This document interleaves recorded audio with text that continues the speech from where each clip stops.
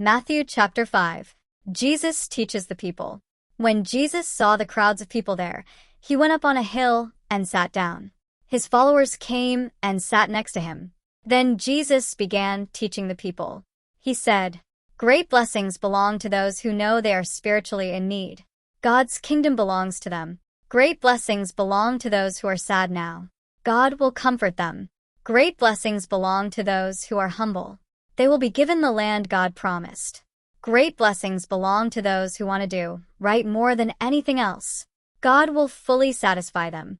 Great blessings belong to those who show mercy to others. Mercy will be given to them. Great blessings belong to those whose thoughts are pure. They will be with God. Great blessings belong to those who work to bring peace. God will call them his sons and daughters. Great blessings belong to those who suffer persecution for doing what is right. God's kingdom belongs to them. People will insult you and hurt you. They will lie and say all kinds of evil things about you because you follow me. But when they do that, know that great blessings belong to you. Be happy about it. Be very glad because you have a great reward waiting for you in heaven. People did these same bad things to the prophets who lived before you. You are like salt and light. You are the salt of the earth. But if the salt loses its taste, it cannot be made salty again.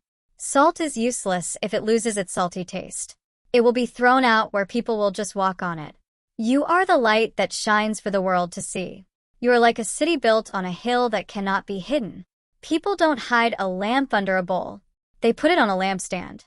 Then the light shines for everyone in the house. In the same way, you should be a light for other people. Live so that they will see the good things you do and praise your Father in heaven. Jesus and the Old Testament writings. Don't think that I have come to destroy the law of Moses or the teaching of the prophets. I have come not to destroy their teachings, but to give full meaning to them.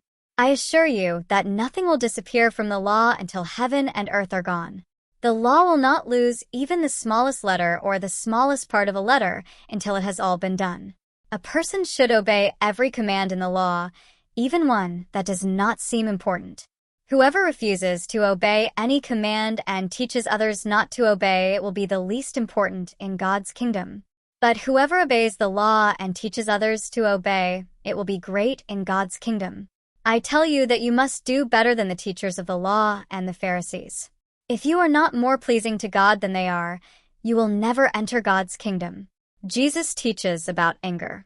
You have heard that it was said to our people long ago, "You must not murder anyone. Any person who commits murder will be judged." But I tell you, don't be angry with anyone. If you are angry with others, you will be judged. And if you insult someone, you will be judged by the high court. And if you call someone a fool, you will be in danger of the fire of hell. So, what if you're offering your gift at the altar and remember that someone has something against you? Leave your gift there and go make peace with that person. Then come and offer your gift. If anyone wants to take you to court, make friends with them quickly. Try to do that before you get to the court. If you don't, they might hand you over to the judge. And the judge will hand you over to a guard who will throw you into jail. I assure you that you will not leave there until you have paid everything you owe. Jesus teaches about sexual sin. You have heard that it was said, "You must not commit adultery." But I tell you that if a man looks at a woman and wants to sin sexually with her, he has already committed that sin with her in his mind. If your right eye makes you sin, take it out and throw it away. It is better to lose one part of your body than to have your whole body thrown into hell. If your right hand makes you sin, cut it off and throw it away. It is better to lose one part of your body than for your whole body to go into hell. Jesus teaches about divorce. It was also said, "Any man who divorces his wife must give her a written notice of divorce." But I tell you that any man who divorces his wife, except for the problem of sexual sin, is causing his wife to be guilty of adultery. And whoever marries a divorced woman is guilty of adultery. Jesus teaches about making promises. You have heard that it was said to our people long ago, "When you make a vow, you must not break your promise. Keep the vows that you make to the Lord." But I tell you, when you make a promise, don't try to make it stronger with a vow. Don't make a vow using the name of heaven, because heaven is God's throne. Don't make a vow using the name of the earth, because the earth belongs to him. Don't make a vow using the name of Jerusalem, because it also belongs to him, the great king. And don't even say that your own head is proof that you will keep your promise. You cannot make one hair on your head white or black. Say only yes if you mean yes, and say only no if you mean no. If you say more than that, it is from the evil one. Jesus teaches about fighting back. You have heard that it was said, an eye for an eye and a tooth for a tooth. But I tell you, don't fight back against someone who wants to do harm to you. If they hit you on the right cheek, let them hit the other cheek too. If anyone wants to sue you in court and take your shirt, let them have your coat too. If a soldier forces you to walk with him 1 mile, go with him 2. Give to anyone who asks you for something. Don't refuse to give to anyone who wants to borrow from you. Love your enemies. You have heard that it was said, love your neighbor and hate your enemy.